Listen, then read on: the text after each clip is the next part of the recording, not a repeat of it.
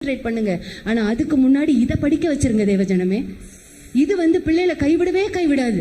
நம்ம கண்ணடைச்சு போனாலும் படிக்கிற படிப்பு ஒருவேளை கைவிட்டுறலாம்.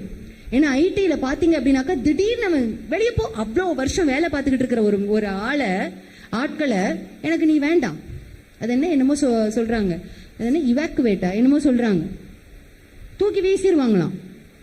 அந்த ஒரு டேர்ம் ஒன்று யூஸ் பண்றாங்க. அது ஒன்று நடந்துருச்சு அப்படின்னாக்கா தூக்கி வீசிடுவாங்களாம். ஏன் உனக்கு நன்றியே இல்லை, அத்தனை வருஷம் அவன் வேலை பார்த்துக்கிட்டு இருந்திருக்கான்ல, அவன்கிட்ட இருந்து அவ்வளோ வேலையை நீ வாங்கியிருக்கல, மாடு மாதிரி அவன் வேலை பார்த்துருக்கானே, ஒரு நாள் நைட்ல லெட்டரை கொடுத்து 20 பேர் வேணாம் 100 பேர் வேணாம் தூக்கி வீசிடுவாங்க. ஆனா இவர் நம்மை தூக்கி வீச மாட்டார். இதை நம்ம சொல்லி கொடுக்கணும் தேவஜனமே. இதை தான் நம்ம பிள்ளைகளுக்கு எப்படி ஜெபிக்கணும், எப்படி வேதத்தை வாசிக்கணும். கிரிட்டிக்கலான டைம்ல நீ நீ உன்னுடைய அந்த கிரிட்டிக்கல் டைம்ல நீ எதுவுமே யோசிச்சிடாத, உட்காந்து இந்த வேதத்தை